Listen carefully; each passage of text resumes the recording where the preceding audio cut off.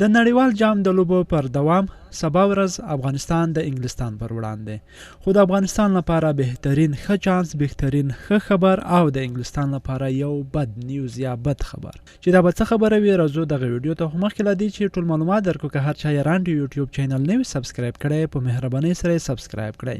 د انګلستان غوره توپ وهونکی د افغانستان پر وړاندې له سیالۍ بهر شو. د انګلستان کرکټ لوبډلې غوره توپ وهونکی جیسن روی د ټپي کېدو له کبله د افغانستان پر وړاندې له راتلونکې سیالۍ څخه بهر شو. وړمه ورځ د ویسټ انډیز پر وړاندې سیالۍ کې د ډګر ساتنې پر مهال جیسن روی په پښه کې ټپي شو چې له کبله یې له لوبې کېنول شو او توپ وهنې ته هم راښکته نه شو.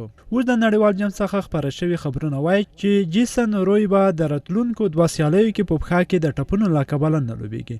نوموړي په تمریناتي سیالۍ کې د افغان لوبډلې پر وړاندې په 40 توپونو 9 اتیا نسوځېدلې منډې جوړې کړې وې. د نوموړي سربیره د انګلستان لوبډل مشر ایوان مورګن هم د ویسټ انډیز پر وړاندې سیالۍ پر مهال ټپي شو چې هغه مهال له لوبې کېناست، خو څرګنده نه ده چې د افغانستان پر وړاندې به ولوبېږي که پر ځای به یې بل لوبغاړی شامل کړل شي.